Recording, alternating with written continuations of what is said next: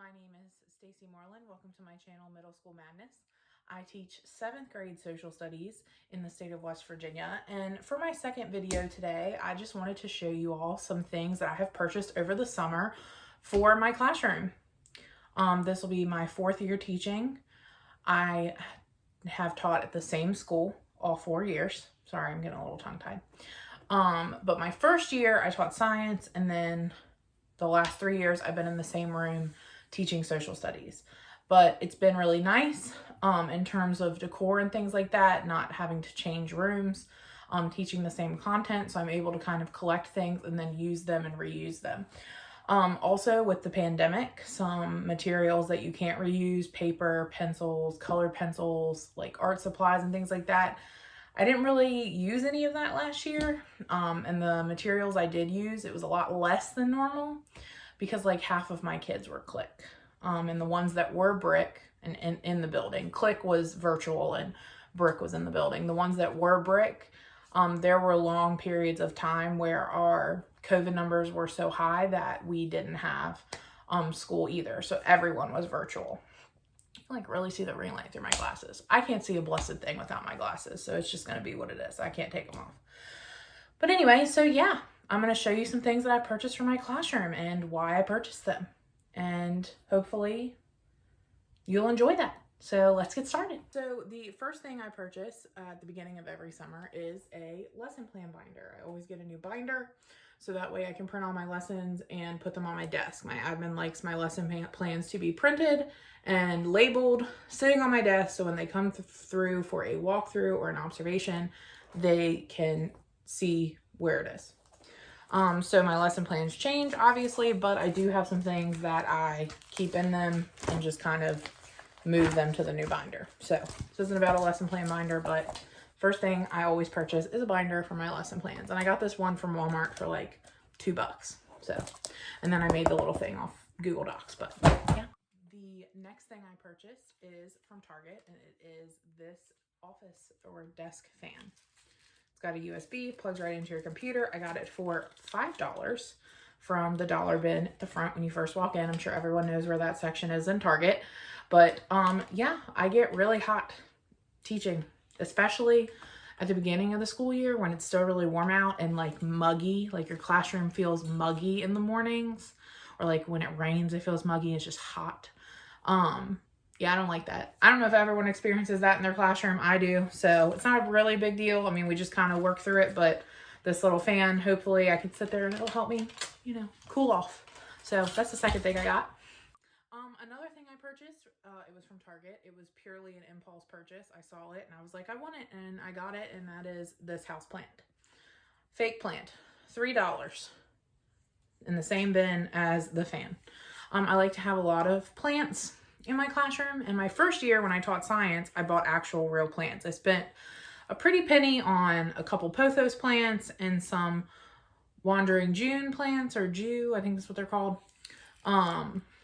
Just plants that I thought would be hardy and healthy in the classroom, and they died.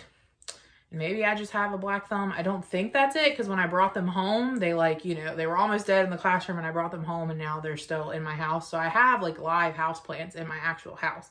But fake plants, I think, are so much easier in the classroom because they give off the same vibe as a real plant. You can use them for multiple years, and you don't have to water them. It's all a win-win. The next two things that I purchased are actually from a TikTok video I saw. A teacher on TikTok named Mrs. Carter. She made a short video about 5 things that she purchased for her classroom every year, and I also wanted to get the same things or some of them. So the first thing I got are these colored staples. I think that my kids would love these. She said that her kids love them, and I also love them. I think they're so freaking cute. And I'm probably going to do this thing where when I put them in the stapler, I like switch. Like I'll probably do like some pink and then some blue and some green, so that way they'll switch. And I have a teacher stapler and a student stapler, so I'm going to put them in both. And I think that that's really fun. The next item that Mrs. Carter encouraged me to purchase, or that I saw and wanted, is this teacher record book. And it's kind of the same concept as like those old school grade books that teachers used to use or still use if you still use them, you know, not judging or anything at all. Because I use this. I don't use it for keeping track of my grades necessarily. I do use it though for tracking purposes.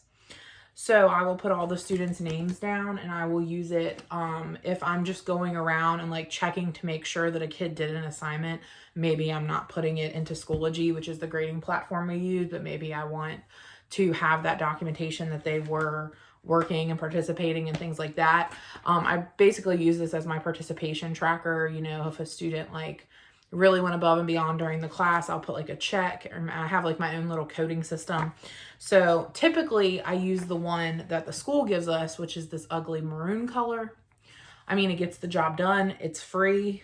I used it the past 3 years and it, you know, did what it needed to do, but I just wanted to splurge. This one says enjoy the little things. And I just think that's really cute. So I got it. Okay, so the next thing that I purchased for my classroom is something that teachers use a lot of, especially within the past year and a half, and that is Clorox wipes. I am completely out of Clorox wipes. They are the one thing that I had an abundance of at the beginning of the year that I no longer have. So I bought 2 of these and 2 of these, and these probably won't make it to Christmas or winter break, but that'll get me started. And we all know why we have those. All right, next thing I got is from Target. And it is 2 pocket portfolio folders with prongs. But I want to be very clear. These are the plastic, or it says durable flexi poly. They're the plastic ones. And these are for me. They're not for my students. So I get 2 folders for each period that I have. So I have 5 periods. So there are 10 folders and 2 of each color. And the reason I do 2 of each color, I'm going to do the pick up the purple because it's my favorite, is I will label them. I haven't done it yet, but I will. 2 grade and graded. And this is just kind of my system that I've always used. I really like it. When students turn in assignments, I will paper clip the assignment and I will put it in the 2 grade folder, and these folders will sit in, I think elementary teachers call them like book bins, but I don't have book bins for books. I just put them on my desk and I stick these folders in them, and then they keep track of my graded paper. So after the kids turn into the turn-in bin, I take it out, I paper clip it, and I stick it in the 2 grade folder. Now, in a perfect world, I would only have 1 assignment in it. But sometimes I get behind on grading, especially during the end of the first semester when the holidays are coming up. So I will have multiple assignments in here sometimes. And then once I finish one, I will put it in the graded folder. And it's really easy for me. Like, you know, if I want to grade on the go, maybe we're having a meeting that I just kind of need to be listening, I'll put some papers in there and bring it with me. If I'm going to grade at home, I will grab the 2 folders and stick them in my book bag and be on my merry little way. So yeah, the ones that I had were like paper, and I had them for like 2 years, so they were getting kind of gross and dirty and ripped. So hopefully these ones will last me a while. So the next item that I purchased for my classroom is an item I'm really excited about. And it's something that I've wanted for 2 years now. And it is an office chair mat. I got this off Amazon. You can't really see like what it looks like, so maybe I'll put a picture here if I can figure that out. I'm not a pro yet, but I will get there. But basically you just lay this on the floor in your little rolly chair. It moves on it. I'm sure you know what I'm talking about. I wanted one because where my chair is, the wax on the floor, not that like it gets gross, but like dirt and stuff like gets there. And I don't know if the custodian's just like not comfortable, like, you know, going behind my desk or whatever. I don't really know. Maybe it's just like the wax comes off the floor and then it's not as like shiny. I don't know. It gets weird. I don't like it. So I like to have, I've wanted to have a mat that I can lay there and just make it look more professional in my little teacher desk space. So yeah, love her. the next item I'm going to show you, I also got from Amazon. I feel like I didn't tell you where I got all of the items, but the most of the stuff I showed you I got from Target. Staples I got from Amazon. But anyway, this pack of mini LED white lights, it's 2 sets of 100. I think that I used both sets for one whiteboard. I can't really remember. But again, I talked about this in my last video. Every single time I take my white lights off my boards, I take them off twice at the end of the year and then around the holidays because I put multicolored lights up around my boards. One strand always dies. I don't know why. I have a nice bin. I take them off very neatly. I don't let them touch the floor. I roll them up and I put them in the bin. And then I put the bin on the top shelf in my classroom and it'll sit there and I won't touch it and nothing will go on top of it. And then without fail, one strand always dies. So that happened and I got this. And yeah, so happy about that. So this next item I purchased off Amazon, and it is another thing that my students use a lot of that I go through pretty quickly, and that is tissues. Okay, so I bought this big box. There's 8 tissues boxes in there. So this will last me a little bit.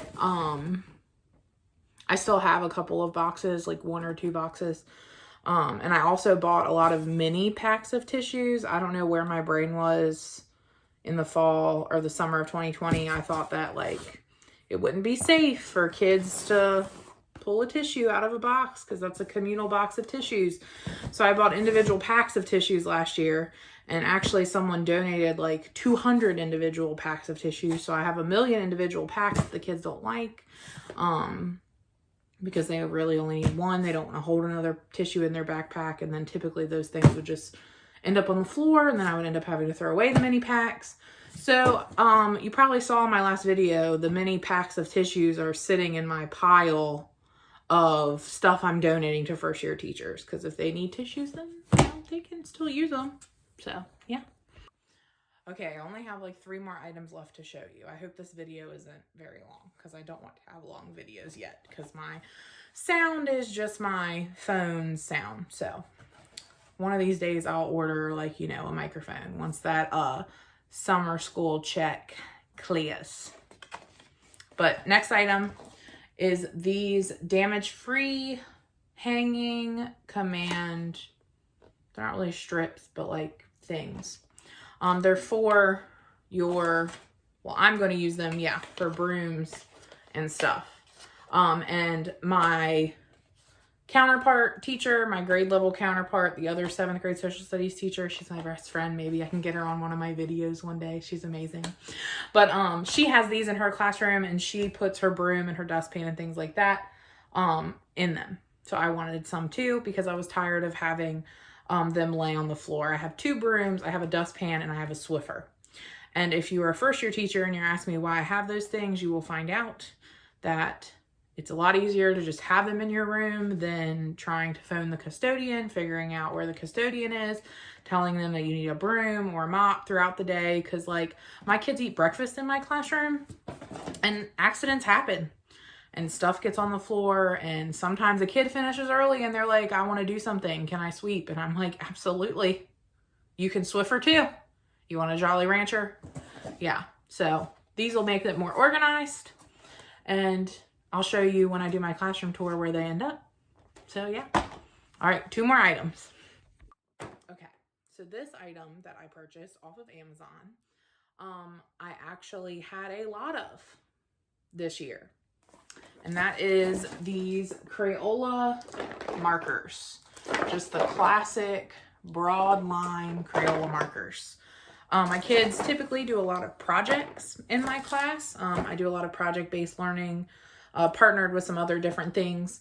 But we didn't use them last year, like at all. I nixed the markers and just used colored pencils because colored pencils are cheaper than markers. And when you have to have every kid have their own supplies, you get the colored pencils.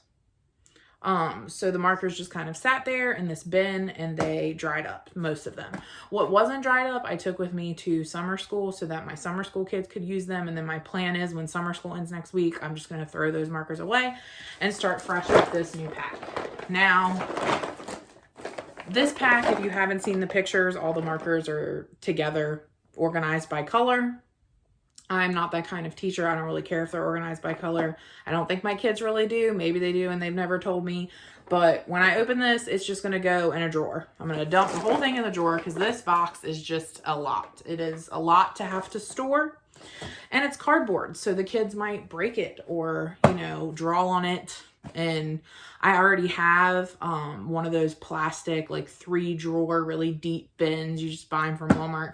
And I have a drawer for colored pencils, typically when it's not a pandemic, and a drawer for markers. And then whenever we do projects or stuff, I just pull the drawers out, set them on the table. Kids come up and get what they want. It works for me. It seems to work for them. So I'm probably going to dump these out and put them in my drawer. Not probably, I will. So yeah, excited about that though, because I haven't purchased markers since my first year. So those last bunch of markers lasted me quite some time. Okay. So the last item I have to show you. I am really excited about this because every year, let me set my water down, I do one big project. One big, completely unnecessary, but necessary to me project for my classroom that I will spend money on and time on. So last year is when I hung up my star lights.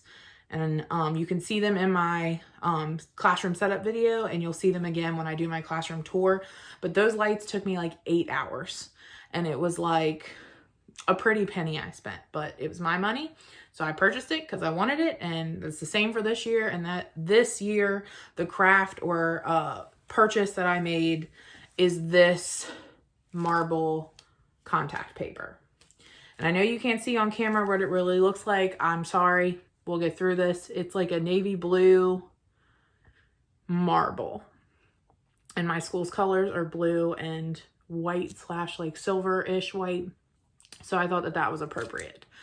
But I am using this for my tables in my classroom. Last year was the first year that I had tables. The other 2 years I had the desks that were attached to the chairs. I hated them. No shame if you love them. Whatever works for you, do you.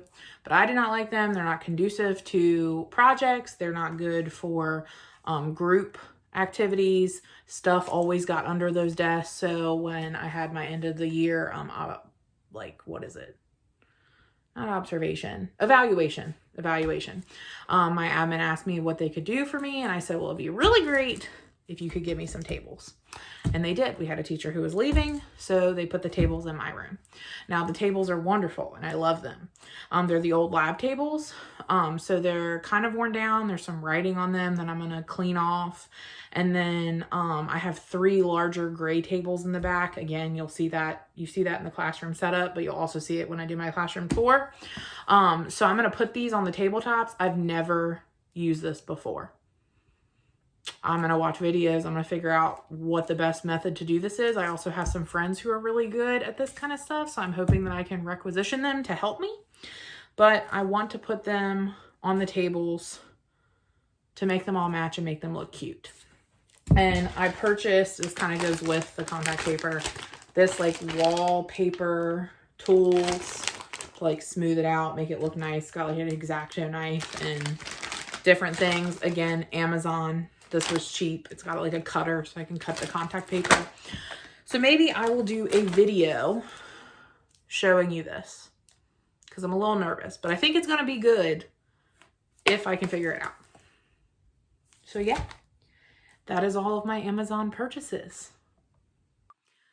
Thank you so much for watching this video. I really hope that this has inspired some first-year teachers or current teachers, giving you some ideas or things that you might want to use or need in your classroom. I really do believe that teaching is a communal activity, and I believe that YouTube and social medias like TikTok, Instagram, they are great tools for us to learn and grow, and they're free for now. So I will see you all in the next one. I don't know what my next video is going to be, but I have made a list of ideas. And yeah, thanks for watching. Bye, guys.